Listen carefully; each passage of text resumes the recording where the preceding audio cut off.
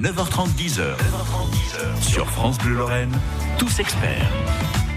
Et ça y est, on y est, tous experts jusqu'à 9h30 avec notre détective privé Christophe Anconi, Marc. Nous allons enquêter sur vous, Flavien Lojard. Oh là, nous allons voir comment on obtient une preuve. Il y a trop de dossiers. Ensuite, faire valoir la vérité. Christophe Anconi est détective privé à Metz, l'agence ARP Investigation, rue de Sarre. Bonjour Christophe. Bonjour. Alors, pour bien comprendre ce qu'est un détective privé en France, il va falloir oublier les séries policières. Tout de suite, on met de côté. Ça n'a strictement rien à voir. Il y a un peu de vérité, mais il y a beaucoup de choses qui sont mises en place par le cinéma pour rendre attrayant les choses. Est-ce que ARP Investigation, rue de Sarre à Metz, se trouve dans un bureau, vous voyez, avec une porte vitrée, avec marqué détective privé dessus, enfumé, Non, c'est avec de la pluie dehors et un fond de New York? C'est une porte discrète, mais on a été transféré à Montigny-les-Metz. On a un petit problème avec Google. Ah oui, voilà. Quand vous tapez ARP Investigation sur Google, déjà, donc l'adresse est pas bonne et en plus il y a un gros appareil photo de paparazzi. C'est volontaire, c'est pour brouiller les pistes. Alors vous allez voir que l'appareil photo est pas toujours nécessaire, mais surtout que le détective privé peut faire beaucoup de choses pour vous. Dans quel cas exactement? On en parle jusqu'à 10h et on peut même devenir détective privé puisque Christophe est prof pour être détective privé dans une école qui se trouve en région parisienne. Je suis formateur en cours théorique sur comment apprendre à faire les filatures, le travail de terrain. C'est absolument fascinant. D'un côté comme de l'autre, on en parle jusqu'à 10h. France Bleu Lorraine, tous experts. Posez vos questions. 03 87 52 13 13. Bon, Christophe Anconi, détective privé à Montigny-les-Metz. Je sors tout de suite mon premier cliché et vous allez voir que c'est pas exactement comme on le pense. Quand j'entends détective privé, je pense tout de suite à madame qui a des doutes sur monsieur et qui vous embauche pour voir si monsieur est vraiment bien fidèle. Ou madame d'ailleurs. Voilà, j'allais dire, inversement. Ça, c'est du sexisme à l'envers. C'est pas le gros de votre public, ça. Pourtant, on s'imagine que c'est ça. Oui, alors c'est une partie du travail. Après, on apporte un concours aux particuliers dans les divorces complexes, les surveillances de garde partagée, éventuellement le calcul de train de vie pour calculer une prestation compensatoire ou une pension de secours temporaire avant le divorce. Mais si la personne vit avec le nouveau conjoint, il faut bien évidemment rétablir la vérité sur les revenus pour diminuer une indemnité qui pourrait venir. Le doute, l'adultère, ça représente combien de personnes qui viennent vous voir en pourcentage? À peu près. Alors souvent, ils ont la réponse à leurs questions. Donc ils savent qu'il y a un problème. Mais ils n'ont pas la preuve. Alors ils ont une preuve ou une certitude, mais ils ont besoin de faire valoir des droits. Et pour faire valoir des droits, à ce moment-là, on intervient pour faire un rapport recevable en justice et de manière à faire un divorce pour faute ou que ça serve pour éventuellement diminuer la prestation compensatoire par rapport au préjudice subi, moral et autres. Le plus gros des enquêtes que vous démarrez, c'est sur les fraudes. Alors on fait plus gros des enquêtes, on est plus sur du contrôle salarié, du salarié indélicat, en arrêt maladie abusif, les vols internes ou non-respect des clauses de non-concurrence, le salarié qui est parti, ou le défaut de loyauté. C'est-à-dire que défaut de loyauté, un salarié, s'il veut une activité complémentaire reconnue, il doit demander l'autorisation à son employeur s'il peut exercer cette activité. En gros, si cette deuxième activité va le fatiguer ou impacter, ça va porter préjudice au premier employeur. Donc bien souvent, le défaut de loyauté, c'est j'exerce un deuxième métier sans avoir demandé l'autorisation à l'employeur. Ça, c'est prévu dans le Code du travail. C'est toujours des patrons qui viennent vous voir, du coup. Alors, ça ne peut pas être l'administration. Non, l'administration, non. Donc après, on peut faire du contrôle pour les administrations, les mairies, mais toujours dans le cadre du contrôle salarié, que ce soit un agent territorial ou un salarié, on fait pratiquement les mêmes constatations. On va voir dans un instant ce qu'est une bonne preuve, ce que l'on peut faire ou ce que l'on ne peut pas faire. Comment vous travaillez avec la justice aussi. Parce que j'ai envie de vous dire, c'est à la justice de faire ça. Est-ce que toutes les preuves que vous allez trouver sont recevables par la justice? Est-ce qu'ils vous disent, oui, d'accord, on prend. Ou alors parfois ça bloque, en disant, oui, non, c'est pas nous qui l'avons trouvé. Alors le bon détective, il fait un rapport, dont l'intégralité du rapport est recevable en justice. Après, tout, systématiquement. Réserve. Sans réserve, à partir du moment que ça a été fait dans le respect des lois et des règlements. Et on va voir dans un instant ce qui est une bonne preuve, ce que vous pouvez faire, les anecdotes aussi, parce que vous en avez beaucoup. Comment devenir détective privé, ça c'est très important si vos enfants ne savent pas quoi faire. Ça intéresse toujours tout le monde. Dans les faits, un détective privé, qu'est-ce que c'est ? On en parle jusqu'à 10h dans Tous Experts. Vos questions au 03 87 52 13 13. Vous avez déjà fait appel à un détective privé, racontez-nous comment ça s'est passé. C'est dans votre émission ce matin sur France Bleu en Moselle. Et nous sommes avec notre détective privé ce matin sur France Bleu jusqu'à 10h. C'est Christophe Anconny. On vient d'écouter un artiste France Bleu et pas n'importe lequel, Pascal Obispo, Ma Génération. 9h30, 10h sur France Bleu Lorraine, Tous Experts. On mène l'enquête sur les détectives privés ce matin. Il y en a beaucoup chez nous. Vous n'êtes pas tout seul, Christophe Anconny, à faire le métier. Quand on tape détective privé Lorraine, on tombe sur plein d'entrées sur Google. Oui, il y en a une bonne vingtaine, je dirais, en Lorraine. Alors, divorce, adultère, tout le monde a pensé à ça. De toute façon, quand on a entendu détective privé, les pensions alimentaires, les prestations compensatoires, problème de garde d'enfants aussi. Vous intervenez dans ce domaine-là ? Alors, c'est quand on a une suspicion éventuelle de maltraitance ou une personne qui réclame une garde alternée et au final délaisse complètement les enfants à la charge d'un parent ou d'une personne de confiance.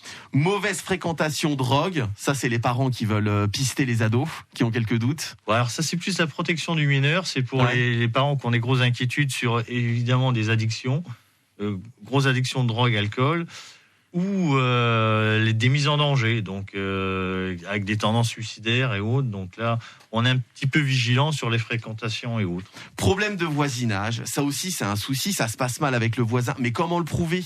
Oui, il m'a embêté, il a fait ci, il a fait ça, mais devant un tribunal, si on n'a pas la preuve, vous intervenez dans ce domaine, c'est pour avoir les preuves irréfutables, comme quoi le voisin n'a pas fait des trucs très sympas. Voilà, des dégradations sur véhicules, des dégradations sur façade, donc au besoin, on arrive. On se cache dans un véhicule équipé, ce qu'on appelle dans le jargon un sous-marin, et avec des visions nocturnes, des appareils photo, des vidéos, on fige la scène.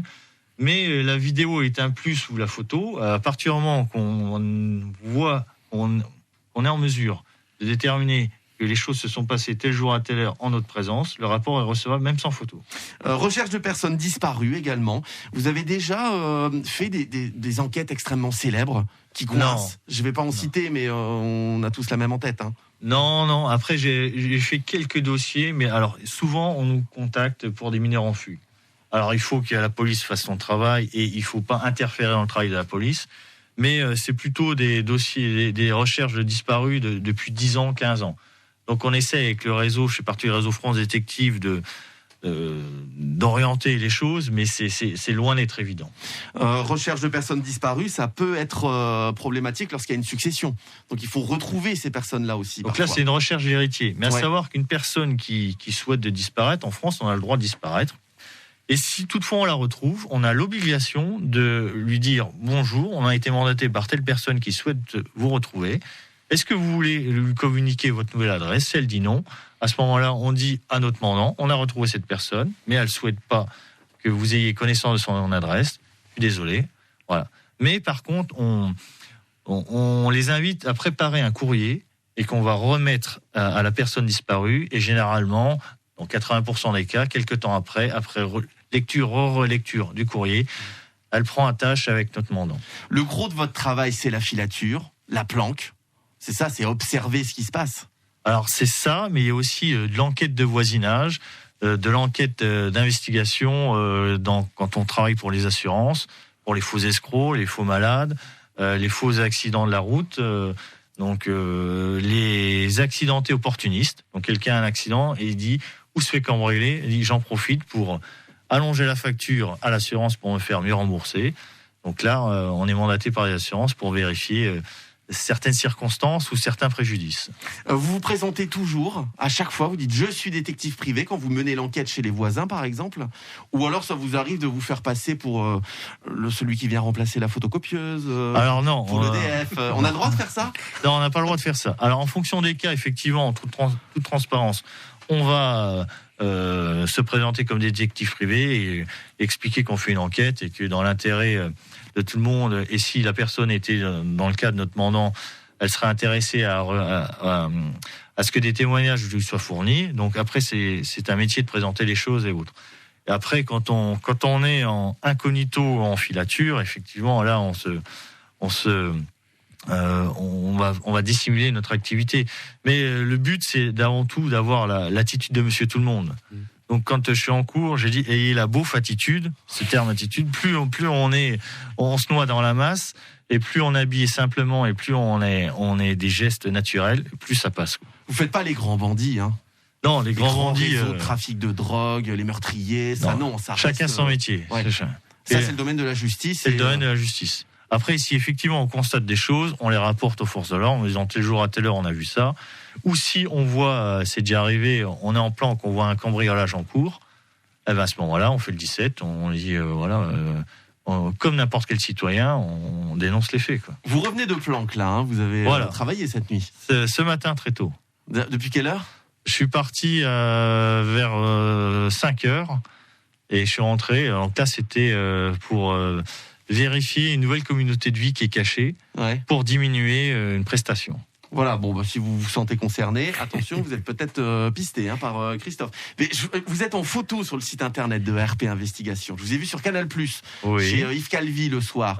C'est pas un problème, ça? On peut vous reconnaître? Non, parce que... pas de perruque parfois? Non, alors je suis chauve, mais je ne mets pas de perruque. Non, le but c'est de travailler à distance, en sécurité, avec du matériel performant. Et si effectivement on est amené à entrer en contact avec la personne qu'on suit, on va se désilhouetter. Mais le but c'est de travailler à distance et de prendre les éléments. Donc après, il y a un exemple, on travaille sur une personne nous mandate parce que son conjoint ou sa conjointe avait une addiction au jeu. À ce moment-là, on va la suivre, elle pense qu'elle a replongé. Si la personne rentre dans un bureau de tabac, on va aller dedans et voir si elle a acheté un jeu à gratter. Donc effectivement, quand on ressort, là on va changer d'habit, je vais mettre des fausses lunettes, une casquette. Mais le but c'est de travailler vraiment à distance. Ça s'est déjà mal passé, parfois, des gens qui ont mal réagi, qui arrivent et qui... Non, on est plus embêté. Non, parce que si vraiment on a le moindre doute, on s'en va. C'est pas la peine de prendre des risques inutiles. Par contre, on est plus embêté par celui qui fume sa cigarette, celui qui promène son chien, ou la mamie qui fait la concierge dans le quartier. Qu'est-ce que vous foutez là, vous? Voilà. La mamie, enfin la concierge, qui peut être un très bon détective privé aussi. Hein. Ah, mais vous commencez par ça déjà. C'est plus le promeneur de chien qui m'embête, qui passe et repasse. Dans un instant, on va voir comment on devient détective privé, puisque Christophe Anconi est formateur. Vous pouvez le retrouver à Montigny-lès-Metz, ARP Investigation, détective57.fr. Et c'est très pratique. On verra les prix également. On n'a pas parlé des prix. On en parlera. On veut un devis à la fin de il est l'émission. sans langue de bois, Christophe. C'est jusqu'à 10h dans Tous Experts ce matin. Une profession mal connue, détective privé, à découvrir ce jeudi. Avec Christophe Anconi, détective privé, 57.fr, l'adresse internet pour retrouver les coordonnées de Christophe à Montigny-lès-Metz. Parce que si vous tapez ARP Investigation sur Google, on va vous envoyer rue de Sarre à Metz.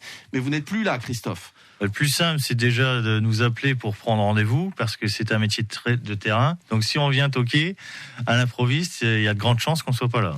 Alors moi je suis très radin, je suis connu pour ça. J'ai cherché les prix sur votre site internet, je ne les ai pas trouvés. Comment vous facturez vos services quand on est détective privé? C'est à l'heure? Alors bien souvent on facture à l'heure, dans 95% des dossiers. Et un détective qui a des compétences, qui est reconnu et qui est plutôt très professionnel, on est autour d'une centaine d'euros de l'heure. Ah oui, donc faut avoir les moyens. Hein. Il faut avoir les moyens, mais aussi c'est un métier qui est compliqué. On se lève tôt, on rentre tard, on travaille le samedi, le dimanche, on a une grande disponibilité. Et aussi, c'est un investissement. Bien souvent, on prend des dossiers, non pas pour assouvir la curiosité des gens, mais c'est, comme je vous ai dit tout à l'heure, c'est pour faire valoir des droits. Donc c'est un investissement. N'importe qui peut ouvrir un cabinet de détective privé où il faut un diplôme, il faut un agrément, il faut quelque chose. Alors, premièrement, il faut un casier judiciaire vierge. Deuxièmement, il faut avoir un diplôme. Donc il y a 3 écoles en France. Donc une à Paris où je suis formateur. Et sinon, les anciens policiers et gendarmes peuvent ouvrir un agent de détective. Qui veut devenir détective privé? Les élèves que vous avez au centre de formation en face de vous, ils ont quel âge? Alors on a une bonne moitié, c'est plutôt du moins de 25, et une autre moitié qui est plutôt en reconversion, la trentaine passée, quoi. Alors on l'a vu, un détective privé est surtout demandé pour du contrôle salarial. Les salariés, on a quelques doutes. Pour l'adultère, les problèmes de famille. Est-ce que vous avez déjà eu des demandes vraiment saugrenues ? Vous vous êtes dit non mais alors là je peux pas le faire ça. Oui, alors ça c'est régulier. On nous demande de mettre sur écoute des gens, de mettre des balises pour suivre les gens. On nous demande de rentrer en infraction chez les gens pour mettre des micros. Enfin, on nous demande des choses absolument Et après on vient surréalistes. vous engueuler derrière en vous disant oui vous faites mal votre métier. Bah déjà, donc, on vous leur dit respectez d'entrée les de jeu, règles. on ne le fait pas, c'est interdit. Donc, par contre, il y a peut-être d'autres solutions à votre problème légales, de manière à faire valoir des droits. Les écoutes, vous avez le droit ? Absolument pas. Même si vous faites une demande en bonne et due forme ? C'est interdit d'enregistrer la conversation d'une personne.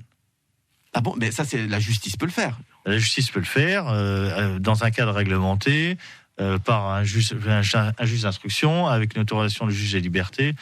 Mais là, un pénaliste pourrait mieux vous en parler que moi. Ah oui, ça faut le dire, parce qu'on a tous le téléphone maintenant qui filme, et les particuliers sont persuadés qu'avec une photo comme ça, prise sans demander, ou alors une vidéo à l'arrache, c'est une preuve. Non, c'est jamais recevable. Alors, sur la voie publique, vous avez le droit de filmer qui vous voulez et de prendre en photo qui vous voulez.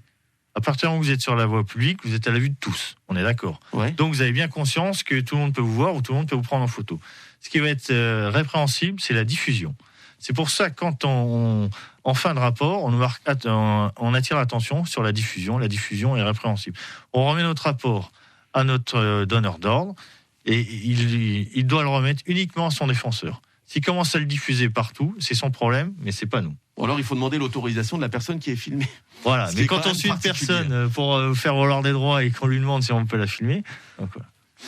Adrien Marie est à Roseuriol. Il a une question, notamment sur le désilhouettage. Alors ça l'a beaucoup intéressé. Bonjour Adrien Marie. Bonjour messieurs. Désilhouetter, ça a retenu votre attention. Bah oui, c'était un terme que je connais pas, donc je voulais savoir à quoi ça correspondait. Et puis j'avais une autre question également pour Monsieur Anconi. Je voulais savoir si la profession était accessible dans le cadre d'une reconversion professionnelle. Et enfin, au bout de combien d'années d'expérience on pouvait être considéré comme un professionnel aguerri. D'accord. Alors le désilhouettage, c'est simple, c'est changer sa tenue, son apparence vestimentaire. Donc il y a c'est du bon sens. Si je suis quelqu'un avec une veste claire, je vais mettre une veste foncée. Si j'ai pas de lunettes, je vais mettre des lunettes. Si j'ai un masque en ce moment Covid bleu, je vais mettre un masque noir. Donc ça, voilà, se désilhouetter, c'est changer son apparence. Après la deuxième question, c'était une reconversion professionnelle. Alors une reconversion. Vous en avez beaucoup. Voilà, on en a beaucoup. Il y a de la reconversion professionnelle.